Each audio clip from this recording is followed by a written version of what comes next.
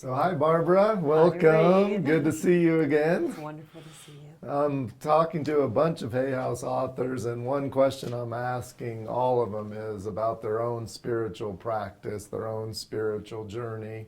So I'd love to hear what you started with as a spiritual practice, what you do now, how has it changed your life? Simple stuff like that. Just being asked the question, what is my spiritual practice, and asking teachers that question in itself is fantastic and is why I love Hay House, and it's my spiritual home. Because talking about something and vibrating it, explaining it to others and living it are not always the same thing. And it is so rare to find people who are really practicing not just what they teach, but what they know to be right. For me, like many of you, I knew I was a seeker when I didn't know what the word seeker even was. In my very, very early years, I was asking what I call the sacred questions. And I bet you've asked the sacred questions. Who am I? What am I doing here? What is this all about? What is my purpose? Why do things seem so crazy in the world? Why are people not kind to each other? Why do I sometimes feel strong and other times feel like I'm disconnected from my highest? I was asking these questions at a really early age, which made my young years pretty strange because this was in the 1950s and the early 1960s. And thankfully, those questions, just like your questions, led me on a path to find the answers. The ancient scriptures say that when you feel questions rising up inside of you, it means awakening has already started.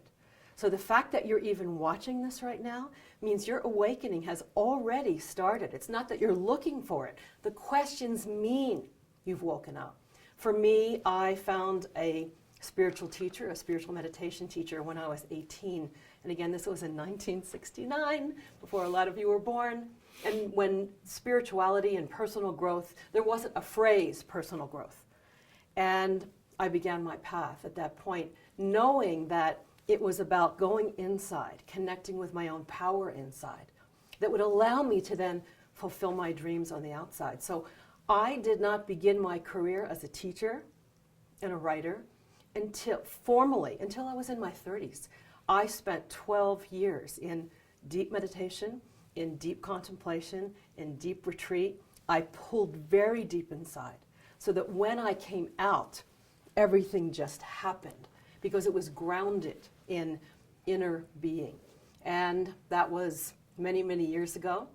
My practices in my life have been both outer and inner. A lot of us think of spiritual practices as things we do quietly by ourselves. The highest spiritual practice is love.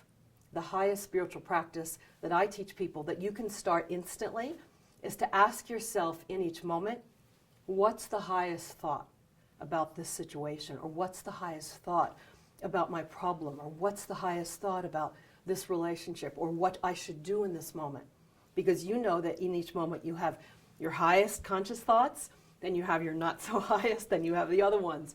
So in each moment you actually have a choice. Choice, I always say, is the highest spiritual practice. Aside from just mechanically saying, I'm going to meditate, I'm going to do yoga, those things are great.